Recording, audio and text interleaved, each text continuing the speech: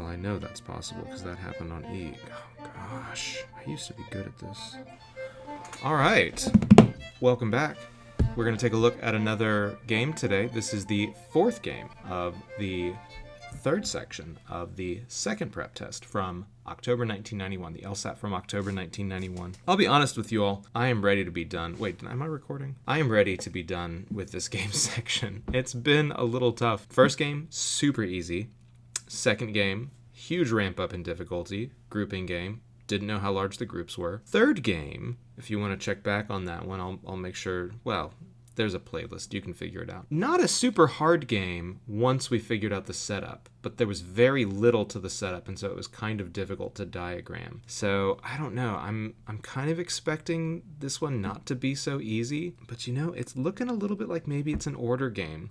So maybe this will be better than I'm expecting. Plus, we get a very clear statement of the elements right at the beginning. So you know what? Let's have a positive attitude. Maybe it's going to be great. Let's jump right in. Exactly 6 dogs, P, Q, R, S, T, and U. So let's jot those down. P, Q, R, S, T, and U. That's what I like. That's the kind of setup I want. Are entered in a dog show. The judge of the show awards exactly 4 ribbons, one for each of first, second, third, and fourth places to 4 of the dogs. The information that follows is all that is available about the 6 dogs. Do we just want to know who places, or do we want to know who gets what place? As I look at the clues, there's a lot of dimensionality to this game. The dogs are either greyhounds or Labradors, female or male. Interesting setup. But I'm not seeing a lot about who gets first, second, third, or fourth. So I think I'm going to do like a hybrid order in-out setup. I'm hoping this is not a huge mistake. So an in and out game is a game when we have just 2 groups. And in this case, the 2 groups are which dogs place and which ones don't. There are 4 places, so I'm going to go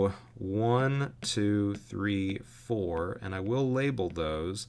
I don't know how important it is to know who gets first, second, third, or fourth, but I'm just going to put that there. And then out. Obviously, there are no places. It's just the dogs that are out. We do learn a few things as we jump into the clues, so let's start up here. Each dog is either a greyhound or a Labrador, but not both. So basically, I just have another dimensionality here where the dogs are either greyhounds or Labradors. So I'm going to go with lowercase letters to represent that. 2 of the 6 dogs are female and 4 are male. So I've also got M and F. Unfortunately, we don't have a third case in English, so I'm just also going to go with lowercase there. The judge awards ribbons to both female dogs. Oh, wait, so I know the number. 2 of the 6 dogs are female. So 2 female. Here, let's actually move that then. 4 male, 2 female. And 2 of the ones who are female are on the inside. So I'll just jot that down on the inside. The judge awarded ribbons to both female dogs, exactly one of which is a Labrador. So one of these females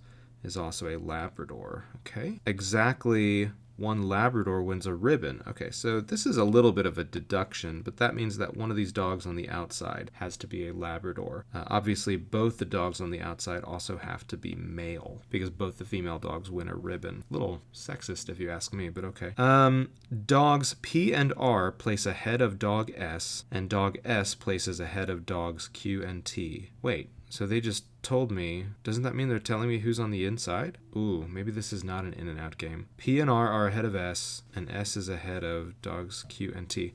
Well, wait, if that's the case, that's a little confusing. It seems like they're considering placing outside of the top 4 as still placing. It's just you don't get a ribbon for it or something, I guess. But I guess we'll do a little bit of a range setup here. P and R are ahead of S, which is ahead of Q and T. So I'll just want to remember that arrangement every time I try to fill in some of these elements. P and R are greyhounds. Okay, that's helpful. Greyhound, greyhound. And S and U are labs. S and U is also a Labrador. Okay. So I'm already thinking, well, S or U could be this female who ends up placing, though there's no guarantee, of course, because, of course, there was also a Labrador that was on the outside. So it could be something like S is the female lab and she places, and U is the male lab and he does not place. But I wouldn't say that's really something we can figure out right now. As a deduction, we can say for sure P and R are going to go somewhere on the inside. For that matter, S also has to go somewhere on the inside. But then Q, T, and U are allowed to kind of move around. And so again, that's a greyhound, Labrador. One of Q or T has to be outside because they go at the end of this little mini range setup. All right, not so bad. Number 18 is one of these complete and accurate questions. I think this might be the first one we've gotten. So we get to simply eliminate based on the rules, or in this case, I'm going to go right to my deductions. Complete an accurate list of the dogs that can be... Oh, this isn't really one, because it's not about whether they're in and out, it's about whether they're greyhounds or Labradors. I'm going to go ahead and do it. So P and R we know have to be on this list, so it cannot possibly be A. S and U cannot be on the list, which they're not. Do we know how many Labradors there are? I don't see any particular reason it cannot be both Q and T as Labradors. You might think, oh, well, what's going on here? One of Q or T have to be out, and one of the dogs that are out has to be Labrador. But remember, that could be U. And then Q would go on the inside as a greyhound. T would go on the outside as a greyhound. Yeah, either one of the Q or T dogs could be a greyhound. So that means they have to be on this list. So I went PQRT has to be answer choice E. All right, let's skip the other general questions though. So I'm going to jump ahead now to 22. If dog Q is female, which one of the following statements can be false? So I'm going to eliminate any must be true.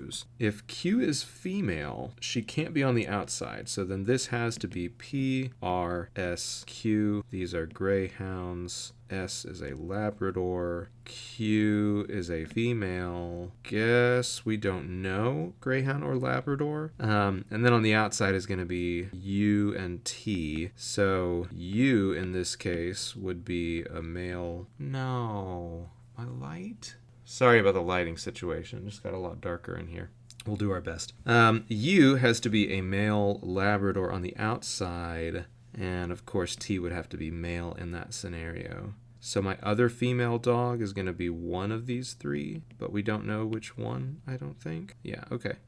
Which one of the statements can be false? So it's definitely not C, because we know dog Q does win the 4th place ribbon. Dog Q is a greyhound? Oh, exactly one Labrador wins a ribbon. So once we use the one Labrador, everything else has to be a greyhound. So dog Q is a greyhound. That must be true. Get rid of D. And I only have 2 female dogs. One of P, R, and S has to be that female dog. Yeah, so it says, here's what else it says in the clue. The judge awards ribbons to both female dogs, exactly one of which is a Labrador. So that means that the Labrador here has to be female. So both of these dogs are male for sure. And that means dog P is male. That's a must be true. Dog R is male. That's a must be true. Dog T is a greyhound, though. Who knows? Maybe, maybe not, right? And so there it is. That's the best choice. So jumping ahead to the next specific question, number 23. If dog T wins the 4th place ribbon, which one of the following statements must be true?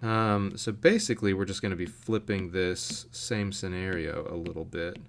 We know we've got M, ML, P, R, S, T in that particular case. U would have to be on the outside, so U is going to have to be that male Labrador on the outside now. What's the other element that's going to have to be on the outside? Q is some male dog on the outside. Okay, so 2 of the dogs who win have to be female. One of them is the female Lab. That's going to have to be S, but the other female, I don't really know. Could be any of these, I think. So like when they're looking for a must be true, dog P is male. I don't think that must be true because dog P could be female. Dog Q is male. That has to be true though because Q is on the outside. So it's got to be B. Okay, let's move on. Only general questions from here on out, so let's go back to number 19. Which one of the following statements cannot be true? A female greyhound wins the 2nd place ribbon. No, that was a possibility here on 23. So I'm going to get rid of A. A female Labrador wins the 2nd place ribbon. I think that's a problem because we know S is on the inside and S is the Labrador. And it says here exactly one Labrador wins a ribbon. So there's no way for S to go second and be the Labrador that wins the 2nd place ribbon. So no, I don't think that's possible. Number 19 has to be B. Number 20, which one of the following dogs must be male? Well, definitely not S. We've seen S be female several times. names. T and U, have we ever seen them be female? No. P or R? I mean, in this scenario right here, any of P, R, or T could have been female. So I'm pretty sure I can cross off A, B, and D, and it has to be U. That must be male. Okay, very good. Almost done here. 2 questions to go. Number 21, let's do that one. Which one of the following statements can be false? So again, this is the opposite of a must be true. Anything that must be true, we can get rid of. Dog P places ahead of R. Yeah, that doesn't have to happen, right? So I think it's A. All right, not so bad there. And number 24, which one of the following statements could be true? Dog P does not win a ribbon. That's impossible. Dog R does not win a ribbon. That's impossible. Dog S does not win a ribbon. All of these are coming straight from our deductions. That's always going to make your general questions best. Dog T wins a ribbon. That is possible. We saw that on number 23. But I thought that you could win a ribbon as well. Is it actually not possible for you to win a ribbon? I guess not.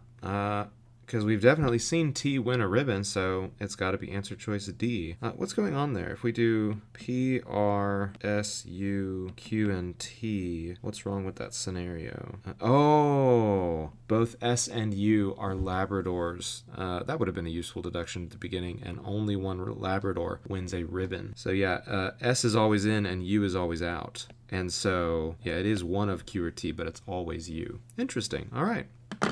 Well, where would I rank that one? I would say kind of a strange setup, but still easier, I think, than that second game of the section. So I think the grouping game, the second game of the section, was probably the hardest. I think this was probably next to last in terms of difficulty, which is a little bit of a shame because that means that the 2 hardest games of this section were also the longest games in this section. So I think the third game turns out not to have been so hard once we understood the setup, but it's a little tough there in terms of the investment and the time to understand the setup because then there are only 5 questions for the payoff. First game was super easy, also only had 5 questions, but we would have zipped through that no matter what. I think probably the best order for this particular section was first game, third game, fourth game, second game. If pacing is a little tough for you, you probably would not have gotten into that second game. You probably would have finished up by scrambling for points on some of the general questions here. Fortunately, the general questions in this particular case ended up mostly being about deductions, and if not deductions, we could quickly see previous scenarios that helped us eliminate answer choices. So, worked out pretty well, I would say. Good section overall.